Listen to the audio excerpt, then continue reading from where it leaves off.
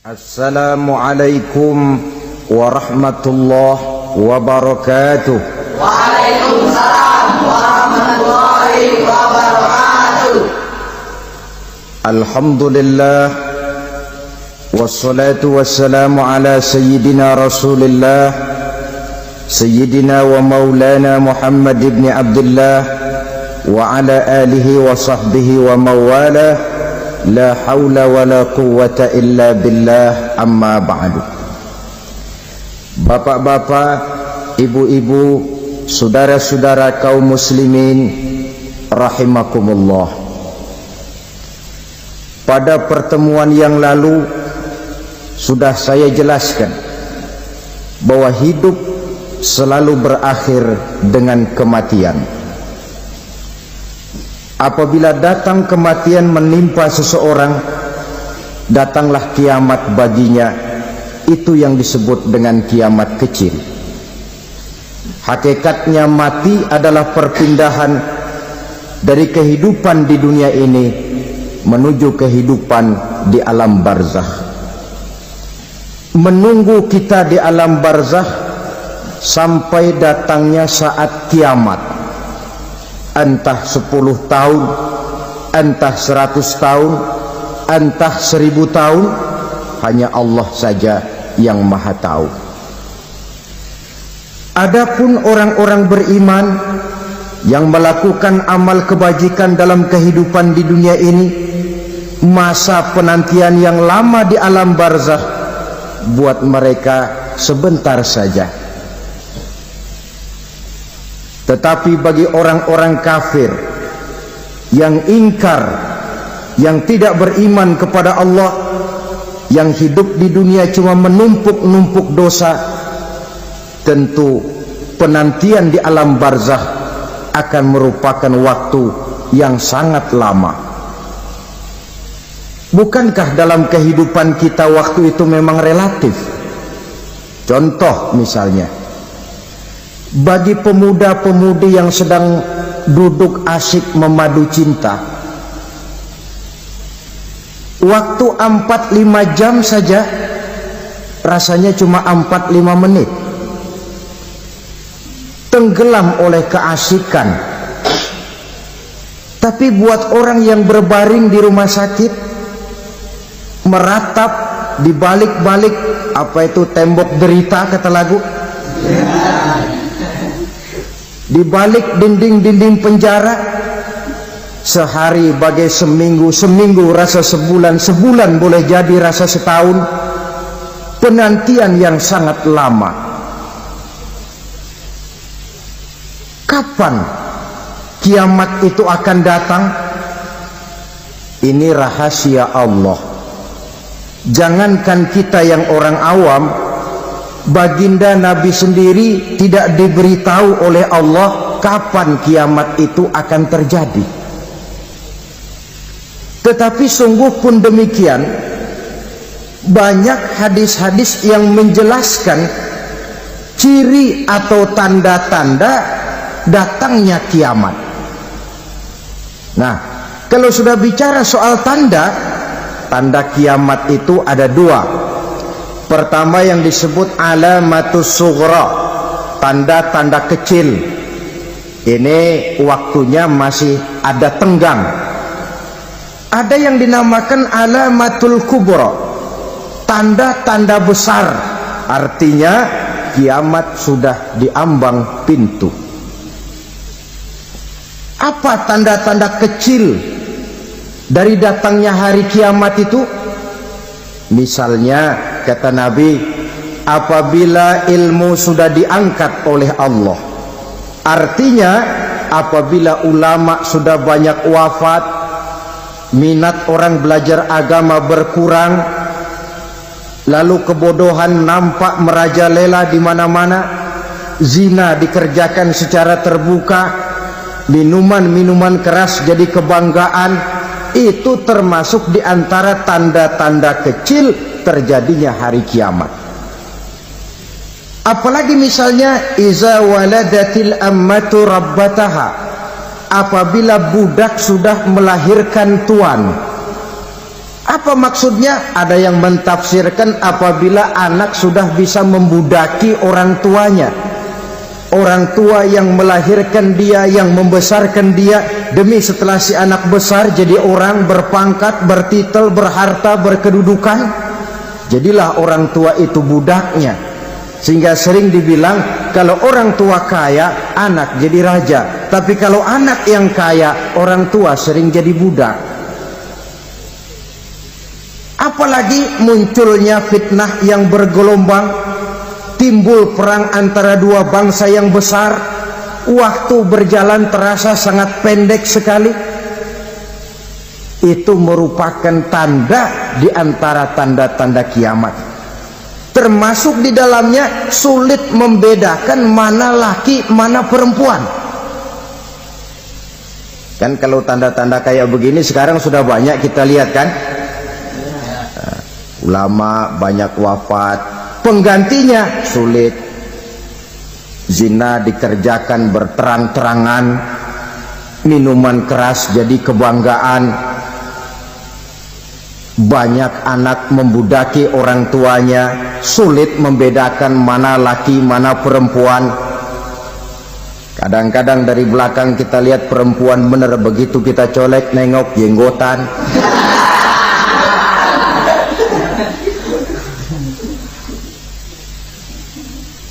Ini termasuk tanda-tanda kecil, masih ada tenggang sampai akan terjadinya kiamat itu. Nah, yang dimaksud dengan tanda-tanda besar, ini tanda besar artinya kiamat sudah diambang pintu. Pertama, matahari terbit dari sebelah barat. Apabila matahari sudah terbit dari arah sebelah barat, tertutuplah sudah pintu taubat. Bersabda Nabi kita, la taqumus sa'atu hatta tatlu'a syamsu min maghribiha. Tidak akan datang hari kiamat sampai matahari terbit dari arah sebelah barat. Fa iza tala'at, manakala matahari telah terbit dari arah sebelah barat, wara'ahan nasu, manusia banyak menyaksikan itu, amanu ajma'un, mereka pun lalu beriman. Yang tadinya kafir, yang tadinya ingkar, yang tadinya membangkang, setelah melihat matahari terbit dari sebelah barat, buru-buru beriman, berlomba-lomba mengucap dua kalimat syahadat. Tapi apa yang terjadi? Kata Nabi, wadzalika hina la yanfa'u nafsan imanuha lam takun amanat min qabl.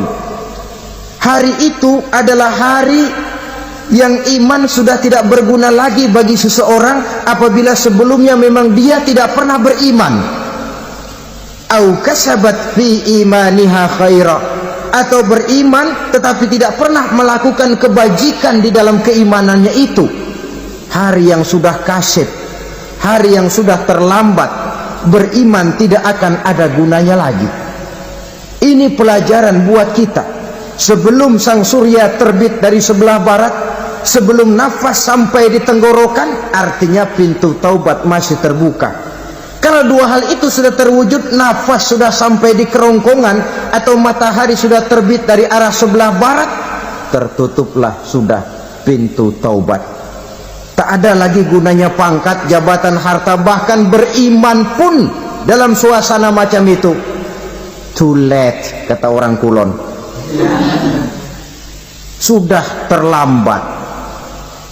Matahari terbit dari arah sebelah barat, itu tanda besar, artinya kiamat sudah diambang pintu. Lalu apalagi tanda besar? Munculnya Dajjal. Dajjal artinya pendusta-pendusta yang menyesatkan manusia. Ada dua macam Dajjal, saudara. Ada Dajjal kecil, ini Dajjal kelas teri. Kalau ini sejak zaman Rasulullah sudah ada itu. Tiap zaman ada. Di zaman Rasulullah misalnya ada yang bernama Aswad al-Unsi. dari Yaman. Ada yang namanya Musailamah Al-Kazzab dari Yamama. Ada yang namanya Ibnu Sayyad dari Madinah. Ini dajjal-dajjal di zaman Rasul. Musailamatul Kazzab memproklamirkan diri jadi nabi, dia di zaman Rasul masih hidup. Ini dajjal zaman Nabi. Di zaman sahabat muncul dajjal-dajjal.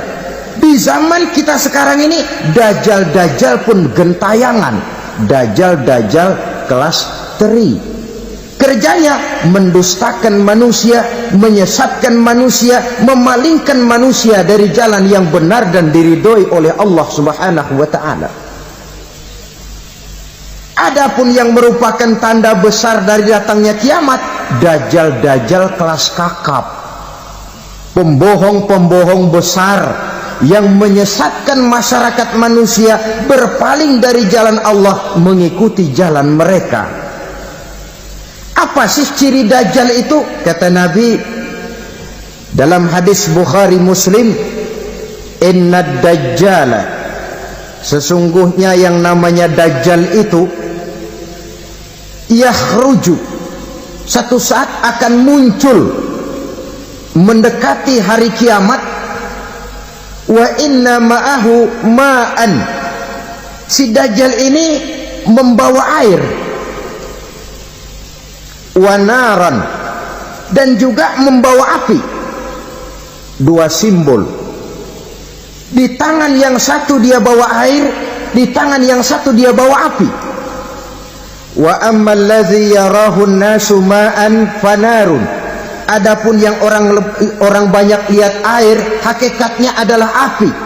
Yang dilihat api, hakikatnya adalah air. Oleh sebab itu, kalau api yang ditawarkan, ambillah air. Kalau air yang ditawarkan, pilihlah api. Maksudnya apa ini? Ini bahasa simbol, saudara-saudara. Dajjal bicaranya seolah-olah untuk kepentingan manusia, menawarkan surga. Surga yang dia tawarkan hakikatnya neraka. Hai manusia, kalau kau mau bahagia, jangan dekat-dekat dengan agama. Sholat itu tidak efektif dan efisien, tidak produktif dari segi ekonomi itu. Menghadiri majelis taklim cuma buang-buang waktu. Tahajud, tasbih, tahlil, baca Quran, apa itu? Pekerjaan mubazir saja. Hidup ini cuma sekali, masa yang cuma sekali, manfaatkan dengan sebaik-baiknya. Mumpung, dibawanya sifat mumpung tetapi dalam pengertian yang sangat negatif. Bicaranya seolah-olah untuk kepentingan manusia, tetapi sebenarnya menjerumuskan manusia. Menawarkan air tapi sebenarnya api, menawarkan api tapi hakikatnya air. Buat apa kamu sholat? Buat apa kamu bayar zakat? Buat apa kamu puasa? Surga yang dicanangkan dajjal hakikatnya neraka. Neraka yang digambarkan dajjal pada dasarnya adalah surga.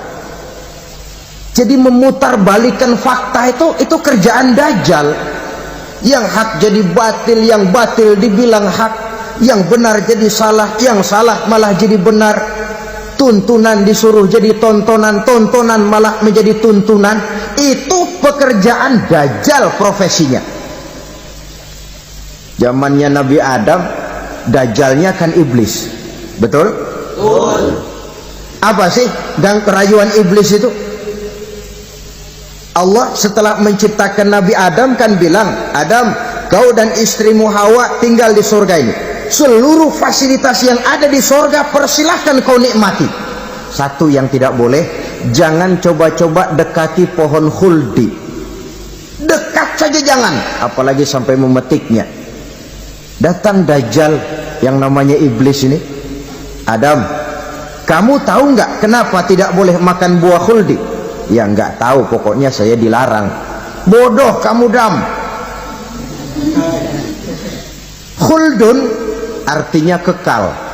Kalau kamu makan itu buah, kau akan kekal di surga buat selamanya. Allah tidak kepengen, maka dilarang kamu makan buah khuldi. Kalau kau ingin kekal di surga Adam, makan saja. Saya bicara begini ini untuk kepentingan kamu Adam. Ini kan ciri-ciri Dajjal. Bicaranya sih seolah-olah untuk kepentingan Nabi Adam, hakikat sebenarnya menjerumuskan Nabi Adam supaya ingkar dan melanggar larangan dari Allah Subhanahu wa ta'ala. Jadi setelah muncul Dajjal, timbul kekacauan-kekacauan di masyarakat. Banyak yang terpengaruh, terpedaya dan terpesona, termasuk mereka yang memproklamirkan diri jadi nabi, mereka yang memproklamirkan diri jadi rasul di zaman sesudah Rasulullah wafat. Itu adalah Dajjal. Maka saya ingatkan, kalau di zaman kita sekarang ini ada orang ngaku jadi nabi, ada orang ngaku jadi rasul, biar bahasa Arabnya kental, Quran hafal, hadis ribuan hadis hafal, biar pakai serban sampai menyengser ke tanah, bahasa Arabnya fasih, tapi dia mengaku jadi nabi, jadi rasul, kita umat Islam wajib tidak percaya, wajib untuk tidak percaya. Itulah Dajjal zaman kita sekarang ini. Tidak mustahil mereka datang mempengaruhi orang-orang awam supaya berpaling dari Rasulullah, mengikuti mereka. Nah, di akhir zaman nanti, mendekati hari kiamat, Dajjal ini muncul, Dajjal kelas kakap, menyesatkan masyarakat manusia untuk berpaling dari Islam, mengikuti seruan mereka. Apalagi di antara datangnya kiamat itu, tanda yang besar itu, turunnya Nabiullah Isa Al-Masih, putra Maryam. Menurut berbagai hadis yang sahih, Nabi Isa Al-Masih nanti akan turun lagi, tidak membawa risalah yang baru, tapi meluruskan risalah Islam ini yang telah banyak ditinggalkan oleh masyarakat. Bahkan ada hadis menjelaskan beliau akan membunuh Nabi, mematahkan kayu-kayu salib, lalu melaksanakan haji dan umrah mengikuti syariat Nabi Muhammad, bukan membawa agama baru, menjadi semacam mujaddid, reformer, menyelamatkan manusia dari bisikan Dajjal. Bahkan ada riwayat yang menjelaskan bahwa Nabi Isa berhasil mengalahkan Dajjal, mengembalikan masyarakat manusia kembali kepada ajaran Islam yang datang dari Allah, dibawa oleh Rasulullah Sallallahu Alaihi Wasallam. Dengan kata lain, turunnya Nabi Isa bukan sebagai Nabi dan Rasul baru, tetapi mengikuti syariat Nabi kita Muhammad Sallallahu Alaihi Wasallam. Saudara hadirin, ibu-ibu hadirat yang saya hormati, kemudian apalagi di antara tanda-tanda besar akan datangnya kiamat itu, keluarnya asap atau awan. Kata Nabi, inna min asrati sa'ah dukhanan yamla'u ma bainal masyriqi wal maghrib. Di antara tanda-tanda kiamat, munculnya awan atau asap yang memenuhi antara langit dan bumi. Ini pun diperkuat dalam surah Ad-Dukhan ayat 10, fartaqib yauma ta'ti as-sama' bidukhanin mubin fayughshan nas hadza azabun alim. Bagi orang-orang yang beriman, mereka biasa-biasa saja, tapi bagi orang kufur, datangnya asap dan awan ini merupakan azab yang kelewat pedih. Barangkali sedikit mendekati gambaran tentang azab yang pedih ini, saya ingatkan alam pikiran kita kepada peristiwa yang belum lama terjadi. Pernah dengar berita bocornya reaktor nuklir di Chernobyl, Uni Soviet? Pernah dengar? Bocornya reaktor nuklir di Chernobyl yang mengakibatkan ratusan bahkan sangat mungkin ribuan nyawa. cuma satu reaktor. Bagaimana kalau seluruh cadangan nuklir yang dimiliki oleh para negara adik kuasa ini diledakkan? Bahkan yang konon menurut catatan, cadangan nuklir yang dimiliki bersama oleh Amerika dan Rusia sekarang ini sudah sanggup memusnahkan 6 miliar manusia, 1,5 kali lebih banyak dari jumlah manusia yang nongkrong di permukaan bumi ini. Saudara-saudara hadirin yang saya hormati, lalu saat mendekati hari kiamat, apalagi tandanya setelah Nabi Isa wafat pada saat turunnya yang kedua kali, lalu Allah meniupkan angin sejuk, semua orang-orang beriman, orang-orang baik wafat, sehingga penghuni bumi ini cuma tinggal lagi terdiri dari orang-orang kafir. Tidak ada lagi di bumi ini yang bisa mengucapkan Allah. Sehingga dalam hadis qudsi itu ada keterangan, innallaha azza wa jalla yaqulu li Israfil. Allah pernah pesan kepada malaikat Israfil, kata Allah, Israfil, iza sami'ta qailan yaqul Allah Allah fa akhirin nafah 40 sanatan ikraman liqailiha. Hai Israfil, apabila kau dengar di permukaan bumi masih banyak orang yang mengucapkan Allah Allah, maka tunda sangkakala kiamat itu 40 tahun. Untuk apa? Ikraman liqailiha, menghormati orang yang mengucapkan Allah Allah itu. Wah, jadi karena sekarang masih banyak yang mengucapkan Allah, besar hatilah kita, masih jauh kiamat itu. Tapi jangan lupa, kiamat pribadi, kiamat kecil itu yang nggak kita sangka-sangka. Ajal datang mencabut nyawa, itu kiamat pribadi, dan itu yang pasti kita hadapi, dan itu yang membuat kita tidak boleh bersikap main-main di dalam kehidupan sekarang ini. Saudara hadirin yang saya hormati, tidak ada lagi orang-orang muslim, seluruh penduduk dunia ini kafir. Lalu terciptalah struktur sosial yang berlandaskan prinsip hidup semau gue. Bakal terjadilah prinsip di mana yang kaya menyantap yang miskin, yang kuat menindas yang lemah. Hidup sudah bagaikan di rimba belantara, berlaku hukum rimba, siapa yang kuat dia yang menang, siapa yang lemah menjadi mangsa. Timbul kekacauan, maksiat merajalela, munkarat menjadi-jadi, sehingga isi bumi ini penuh dengan segala macam perbuatan dosa. Tidak ada perlunya lagi alam diperpanjang temponya. Datang saat yang sudah dijanjikan oleh Allah Azza wa Jalla, maka terjadilah yang disebut kiamat kubra, kiamat besar, kiamat hancur-hancuran. Bagaimana kejadian ini dimulai?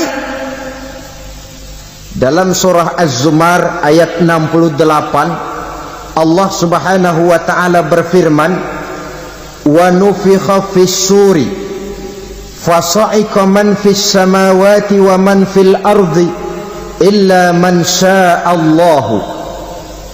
Maka manakala ditiuplah sangkakala, terkejutlah seluruh yang ada di langit dan seluruh yang ada di bumi.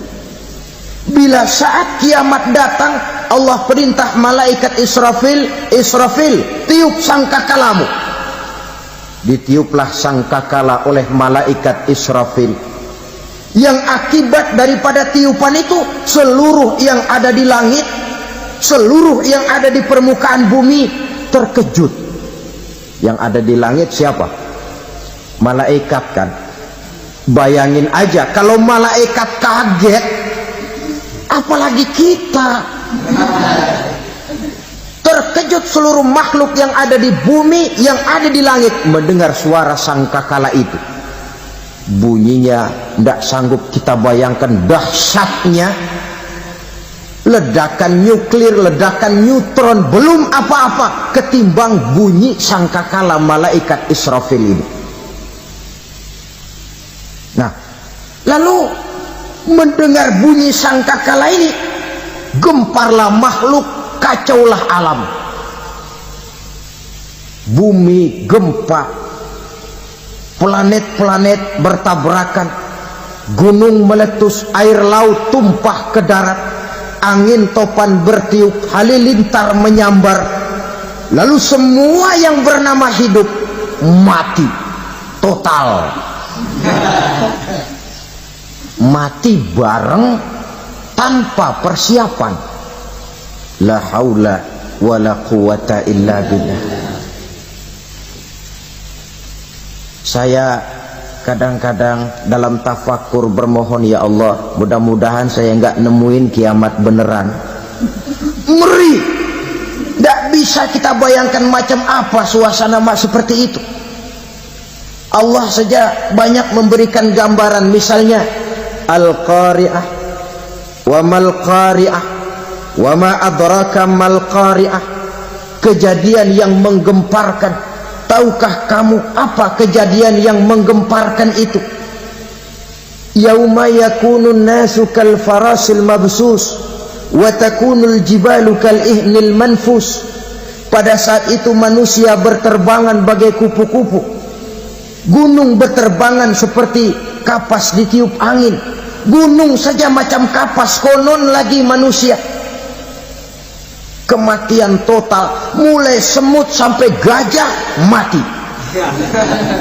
jin mati, iblis mati, malaikat mati. Malaikat saja mati. Saudara hadirin yang saya hormati, kematian total yang tanpa persiapan. Orang bilang, Pak, kalau mati bareng begitu yang repot malaikat maut dong ya, cabut sana, cabut sini. Itu kalau menurut logika kita, mestinya begitu menurut logika. Tapi logika juga yang bilang nggak perlu serepot itu, sebab untuk mematikan listrik di wilayah DKI, di wilayah Jakarta, nggak perlu tiap rumah didatengin matiin ya lama. Cukup dari kantor pusatnya saja PLN, tekan satu tombol, gelaplah seluruh Jakarta. Saudara hadirin yang saya hormati, kematian total. Lalu setelah kematian total, planet-planet juga mati, dalam arti tidak bergerak dan beredar. Angin mati, dalam arti tidak bertiup. Air mati, dalam arti tidak ada riak gelombang. Pokoknya semua mati. Kullu nafsin za'iqatul maut, semua yang bernafas mati. Dalam ayat lain, kullu man 'alaiha fan, semua yang ada di permukaan bumi fana. Yang kekal cuma Allah Subhanahu wa ta'ala. Yang paling belakang mati malaikat maut dan malaikat Israfil. Tapi mati juga sesuai dengan janji Allah. Menurut hadis Bukhari Muslim dari Abi Hurairah, masa tenggang waktu antara kematian total pada tiupan sangkakala pertama dengan proses kebangkitan pada tiupan sangkakala kedua 40 lamanya. Tidak dijelaskan oleh Abi Hurairah 40 jam, apa 40 hari, apa 40 tahun. Hadis-hadis cuma menyebutkan 40 saja. Sunyi alam, yang tinggal cuma Allah saja lagi. Ketika itu Allah berseru-seru, katanya, limanil mulkul yauma, siapa para penguasa hari ini? Mana itu raja-raja dan penguasa yang dulu mengaku jadi Tuhan? Fir'aun, mana Fir'aun sekarang?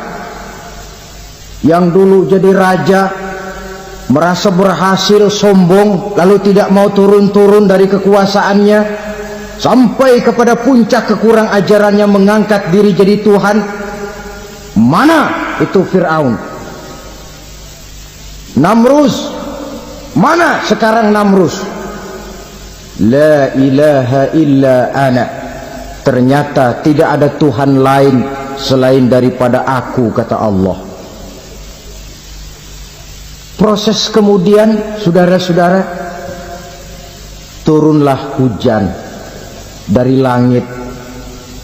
40 lamanya hujan itu, tidak jelas juga 40 jam apa 40 hari. Setelah air turun membasahi, datanglah tiupan sangkakala yang kedua. Semua yang bernama mati bangkit dari kuburnya masing-masing. Ini yang disebut Yaumul Ba'thi, hari kebangkitan. Allahu Akbar. Pada saat kita bangkit dari kubur kita masing-masing, kumpul di padang mahsyar namanya. Bayangin aja, saya sendiri nggak sanggup bayangin. Manusia sejak zaman Adam sampai zaman kiamat kumpul bareng di tempat sama. Berapa banyaknya itu?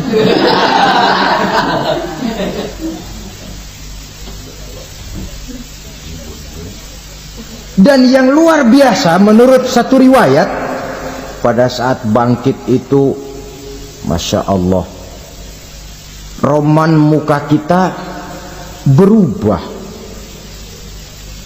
disesuaikan dengan amalan kita waktu di dunia ini.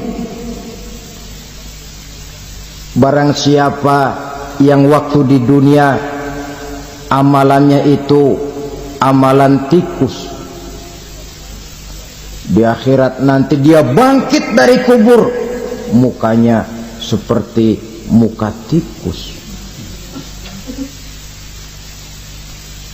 Gagah betul badannya, tapi mukanya seperti tikus. Kenapa? Amalannya waktu di dunia seperti amalan tikus. Apa amalan tikus itu? Suka ngegeragoti barang yang sudah disimpan rapi-rapi. Orang sudah simpan uang rapi-rapi, simpan perhiasan rapi-rapi, digeragoti oleh tikus.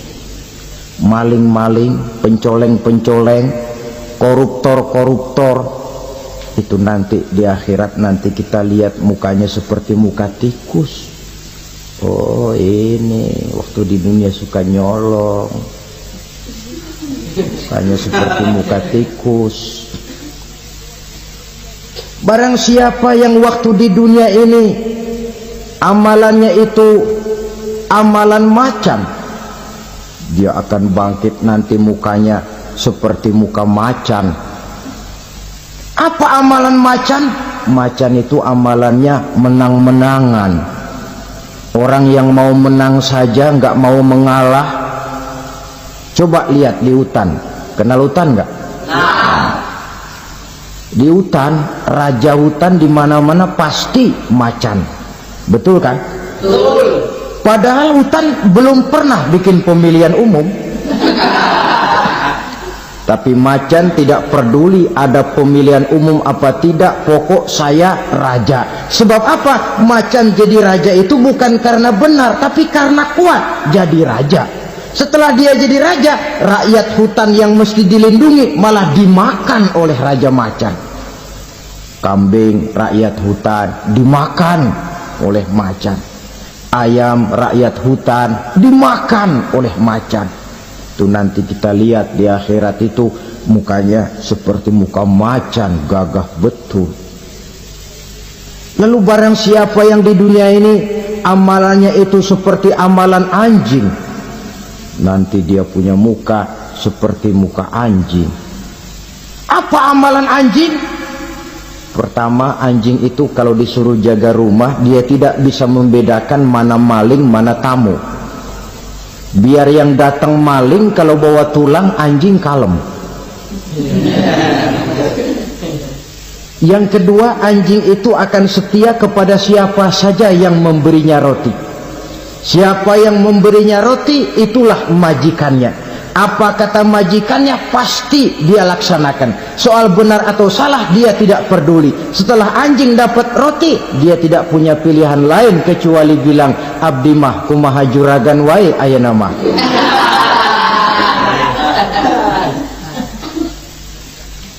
Saudara hadirin yang saya hormati, berkumpul di padang mahsyar, tiap orang sibuk dengan persoalannya masing-masing. Matahari waktu itu didekatkan oleh Allah, panas luar biasa. Ada yang saking panasnya itu mencucurkan peluh keringat sampai sebatas mata kakinya. Ada yang keringatnya sampai sedengkulnya, ada yang keringatnya sampai sepusatnya, ada yang keringatnya mengalir sampai sebahunya, ada yang kelelap oleh keringatnya sendiri, sementara orang di sampingnya nggak apa-apa. Bergantung lagi amalan dia waktu di dunia ini. Saudara-saudara, sebagian orang dalam kepanikan padang mahsyar berombong-rombong datang mereka menghadap Nabi Adam. Ya Adam, anta abal bashar. Hai Adam, Tuhan adalah bapak moyang manusia. Kami sebentar lagi akan disidang, dimintakan pertanggungan jawab. Tolonglah kami, hai Adam. Kata Nabi Adam, jangankan nolongin sampean, saya sendiri tanggung jawab di hadapan Allah. Ketika dulu tidak boleh makan khuldi, saya serobot. Sudahlah, urus diri masing-masing saja, nafsi. Begitu kata Nabi Nuh, begitu kata Nabi Ibrahim. Tiap orang bertanggung jawab sendiri-sendiri. Ketika itulah saudara-saudara, nikmatnya menjadi umat Nabi besar Muhammad sallallahu alaihi wasallam. Sebab apa?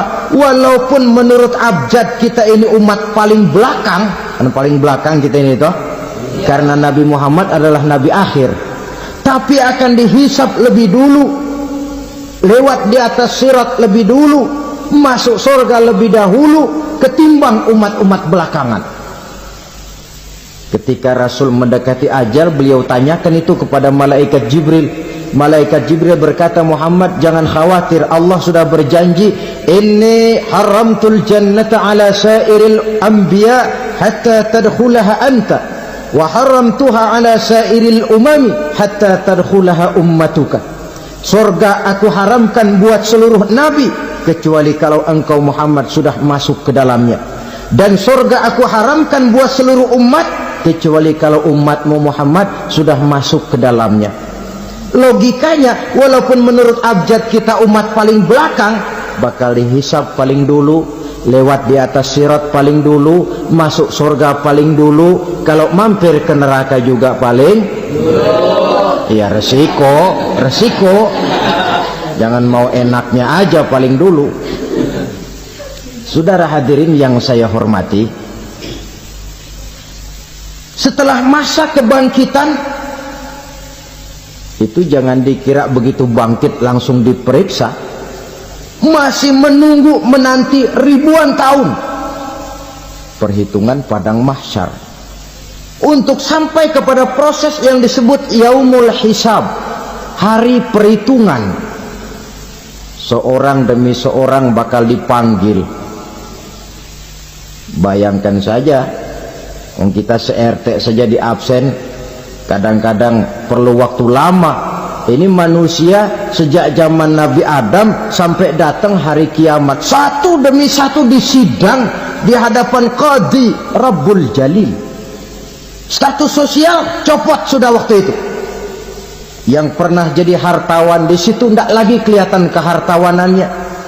Yang pernah jadi jenderal tidak lagi dipanggil jenderalnya. Yang ustadz tidak lagi dipanggil al-mukarramnya. Seluruh status sosial selesai. Dipanggillah kita seorang demi seorang menghadap Qadhi Rabbul Jalil.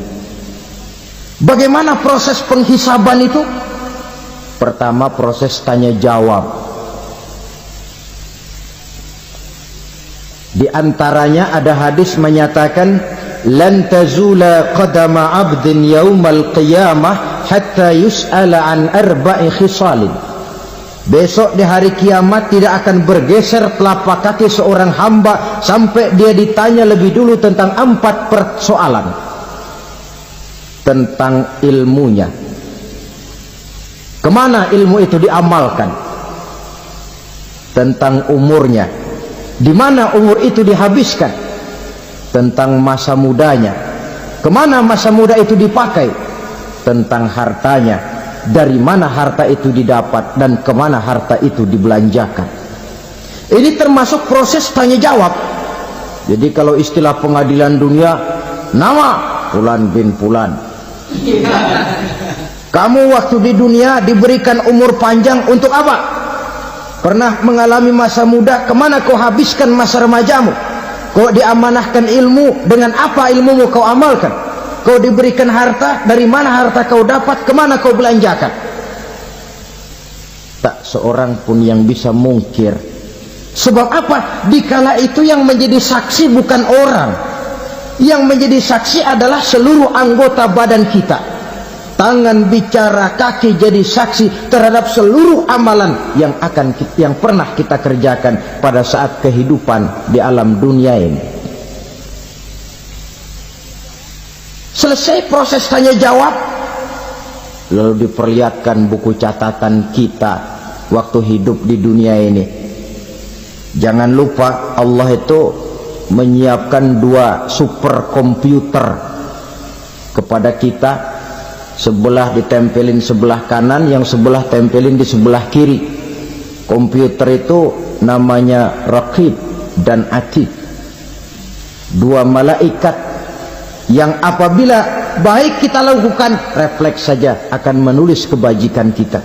Jahat kita kerjakan akan tertulis. Catatan itu nanti diperlihatkan kepada kita. Waduh, alangkah malunya pada saat diperlihatkan catatan kita, buku rapot kita merah melulu.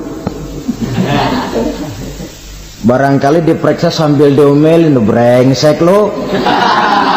Buku merah melulu begini, bagaimana waktu hidup di dunia? Tidak cukup diperlihatkan buku catatan kehidupan, rekaman kehidupan. Rekaman kehidupan kita secara utuh sejak terlahir sampai ajal datang merenggut nyawa. Barangkali mirip dengan video sekarang ini, di mana terekam dengan baik seluruh kegiatan kita sejak yang sekecil-kecilnya sampai kepada yang sebesar-besarnya. Untuk kemudian kita pun menerima balasan. In khairan fa khairun wa in syarran fa syarrun. Kalau baik ya baik balasannya, kalau jahat ya jahat juga balasannya. Catatan-catatan kita diberikan. Kalau banyak kebajikannya diberikan di tangan kanan dengan cara yang halus. Kalau banyak kejahatannya diberikan dari sebelah kiri atau dilempar dari belakang. Itulah sebabnya sejak di dunia ini kita sudah mohon kepada Allah. Ketika berwudu membasuh tangan kanan, apa kita bilang? Allahumma a'tini kitabi biyamini wa hasibni hisaban yasira. Ya Allah, berikan saya kitab di tangan kanan, dan kalau saya memang perlu dihisap, hisaplah saya yang seringan-ringannya. Tangan kiri berlindung kita kepada Allah, jangan sampai diberikan kitab di tangan kiri atau dari arah sebelah belakang. Wa a'udzubika an tu'tiya kitabi bishimali aw min wara'i zuhri, dari arah sebelah belakang. Na'udzubillah min dzalik. Setelah selesai lewat proses penghisaban, lewat mizan, timbangan, maka yang sudah selesai dihisab itu bergeraklah menuju sirat, jembatan yang terbentang menuju surga melalui neraka. Saudara-saudara, panjangnya perjalanan sirat itu memakan waktu ratusan tahun. Tetapi orang yang lewat di atas sirat pun macam-macam, bergantung amalannya ketika di dunia ini. Ada yang lewat di atas sirat itu kal barkil khatib, seperti kilat yang menyambar, sudah sampai dia di surga. Cepat bukan main.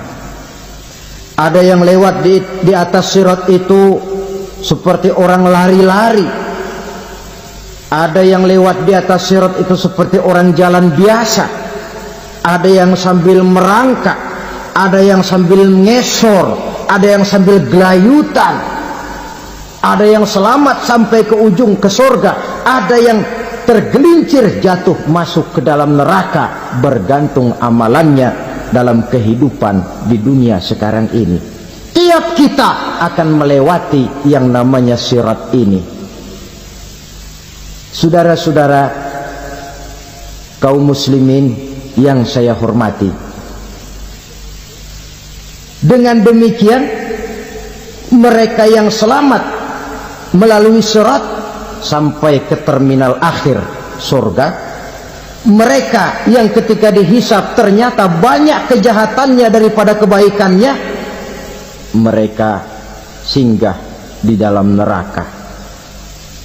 Nah, adapun orang-orang yang beriman menurut ayat Quran dan hadis Nabi itu nanti ada bermacam-macam.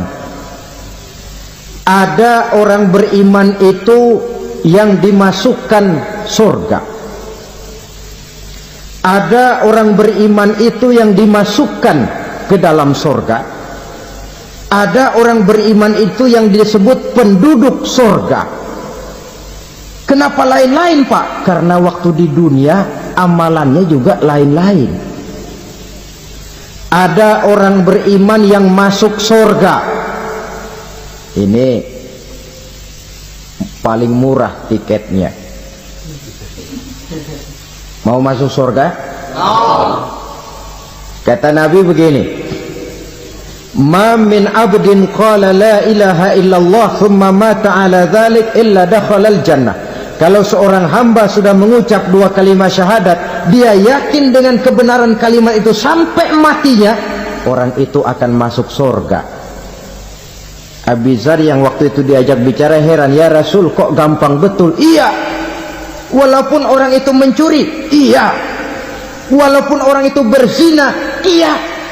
Biar dia mencuri, biar dia berzina, kalau dia sudah mengucap dua kalimat syahadat, dia yakin dengan kebenaran kalimat itu sampai matinya, itu orang akan masuk surga.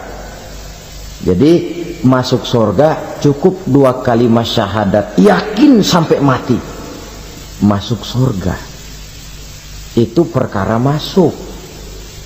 Tapi kalau pertanyaannya diterusin, masuknya kapan, Pak? Nah, ini lain lagi urusannya.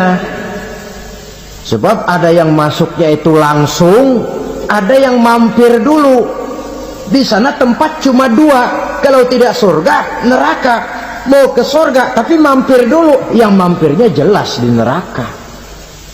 Kenapa? Dalam hadis qudsi ada riwayat, nanti itu di akhirat, setelah Allah selesai mengatur penduduk surga masuk surga, yang neraka masuk neraka, Allah berkata kepada malaikat Malik, malaikat Malik, labaik ya Allah, itu bajingan-bajingan tengik, manusia-manusia durjana yang waktu di dunia tidak mau sujud, jauh dari ulama, gemar melakukan yang munkarat dan maksiat, hidup di tengah masyarakat selalu jadi bibit keonaran, kufur, sudah masuk neraka semua.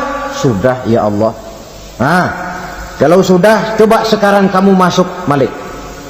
Saya, iya, masuk neraka. Mau apa ya Allah? Kata Allah, akhriju minan nar man kana fi qalbihi misqala habbatin min khardalin min iman. Kau masuk neraka, cari di dalam neraka orang-orang yang ada imannya walaupun kecil sebesar biji zarah, angkat mereka keluar. Masuk malaikat Malik ke neraka, cari orang yang ada imannya, korek-korek. Ya repot, udah pada gosong. Yang ada imannya diangkat ke atas, yang ada imannya diangkat ke atas, lalu dimandikan di Nahrul Hayat, namanya sungai kehidupan di akhirat nanti. Cakep lagi rupanya, bersih lagi wajahnya, apel di hadapan Allah. Kata Allah, bagaimana mas? Kapok nggak sampean? Kapok ya Allah. Nah, kalau kapok, idhab fadkhulil jannah, pergi masuk surga sana. Berangkat mereka ke surga, ketemu sama teman-temannya yang udah sampai lebih dulu, yang nggak pakai mampir lagi. Terjadi dialog. Kata teman-temannya yang udah pada nyampe duluan, mas, iya, emang baru sampai? Saya baru sampai. Memang mampir di mana dulu mas? Kita sudah lama sampai di surga. Saudara buka surah Al-Muddatsir ayat 34-35. Ma salakakum fis saqar? Kenapa kamu mampir di neraka Saqar? Qalu lam nakum minal musallin. Mereka menjawab, kami mampir di neraka Saqar mas, gara-gara dulunya kami waktu di dunia tidak pernah sholat. Tidak pernah sholat? Tidak pernah. Karena rumahnya dekat masjid, cuma dekat doang mas. Sholat mah enggak saya. Enggak pernah ngasih makan fakir miskin, enggak pernah hadir di majelis taklim, pendeknya enggak pernah melakukan kebajikan. Maka saya pun mampir di neraka Saqar. Untung betul saya punya iman mas, sedikit. Waktu hidup di dunia dulu saya pernah mengucap 2 kalimat syahadat, sekali-kalinya waktu mau kawin.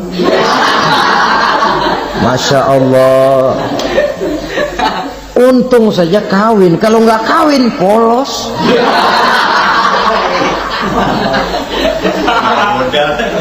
Itu juga pengulu sudah setengah mati ngajarin. Asyhadu alla, asyaduaan, asyaduaan.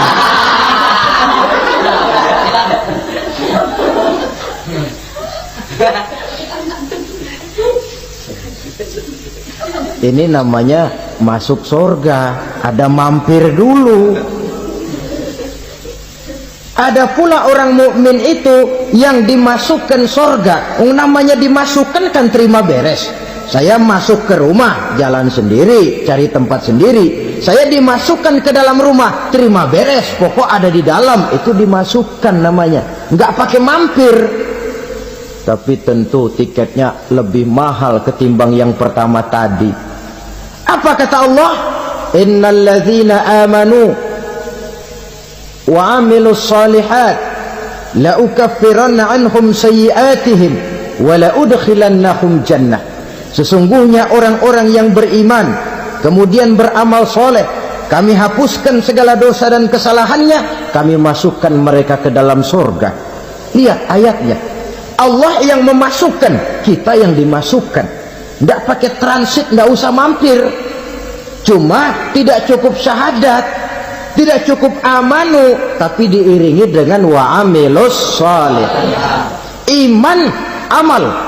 Tidak cukup syahadat, lalu dibuktikan dia sholat, dia zakat, puasa, lalu dia melakukan berbagai macam kebajikan. Ini yang menyebabkan dia tidak pakai mampir di tempat yang bernama Saqar. Lalu ada pula orang mukmin itu yang disebut penduduk surga. Wah, ini sudah VIP ini. Ashabul jannah, penduduk surga.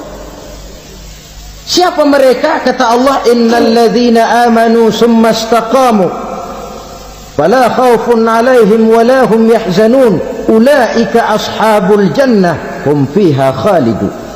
Sesungguhnya orang-orang yang beriman lalu istiqamah, tetap dalam melaksanakan perintah Allah, tidak goyah, tidak labil tapi stabil, istiqamah, mereka tidak takut dan tidak bersedih hati. Merekalah penduduk surga.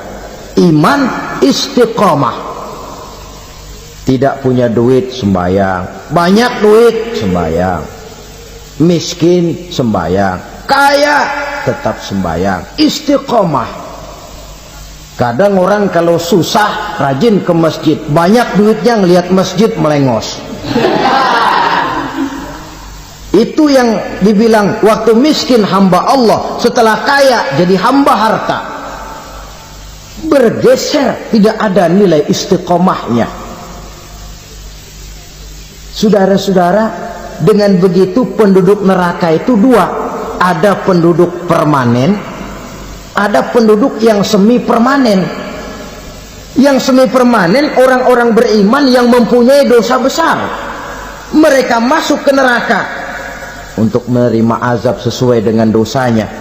Bila selesai masa azab itu, mereka akan diangkat untuk ditempatkan kembali ke dalam surganya Allah Subhanahu wa ta'ala. Nah, dikala itulah saudara-saudara ada yang disebut syafaat dari Rasulullah sallallahu alaihi wasallam. Tapi tentu jangan lupa syafaat ini ibarat kain menambal dia. Kita punya kain bolong-bolong sedikit, syafaat yang menambal. Sholat kita ada kurang dikit, sedekah kita ada campur riak dikit, amalan kita ada tidak karena Allah dikit, kita berharap syafaat. Jadi biarlah kain masih bolong-bolong, yang penting punya kain. Tapi kalau kainnya tidak ada, yang ditambal apanya? Sholat tidak, puasa tidak, zakat tidak, berharap syafaat saja, ya, terlalu berlebihan itu. Saudara hadirin yang saya hormati, apabila selesai proses penghisaban, proses penghitungan, maka dikala itulah manusia terbagi dalam dua kelompok besar. Fariqun fil jannah wa fariqun fis sa'ir. Sekelompok orang-orang beruntung yang masuk ke dalam surga, dan sekelompok lagi masuk ke dalam neraka. Akan memakan waktu untuk menceritakan sifat surga dan neraka, tapi insya Allah pada kesempatan pertemuan lain saya sampaikan. Namun sebagai gambaran umum cukuplah saya sampaikan sebuah hadis qudsi. Allah jelaskan, a'dadtu li'ibadiyas salihin ma la 'ainun ra'at wa la uzunun sami'at wa la khatara fi qalbil bashar. Aku sediakan buat hamba-hambaku yang soleh, yang tidak pernah terlihat oleh mata, tidak pernah terdengar oleh telinga, dan belum pernah terdetik dalam hati manusia. Jadi kenikmatan surga belum pernah dilihat mata, belum pernah didengar telinga, belum pernah terdetik dalam hati. Pedihnya azab neraka belum pernah terlihat mata, belum pernah terdengar telinga, belum pernah terdetik dalam hati. Saudara hadirin yang saya hormati, oleh karena itu sebagai uraian akhir daripada kiamat ini, marilah sama-sama kita memanfaatkan hidup dengan sebaik-baiknya supaya jangan timbul penyesalan di hari kemudian nanti. Mudah-mudahan kita seluruhnya diselamatkan Allah dari azab neraka dan mendapat surga dan ridhonya. Sekian dan demikianlah pertemuan kita kali ini. Terima kasih banyak atas segala perhatian. Mohon maaf atas segala kekurangan. Usikum wa nafsi bitaqwallah. Wassalamualaikum warahmatullahi wabarakatuh.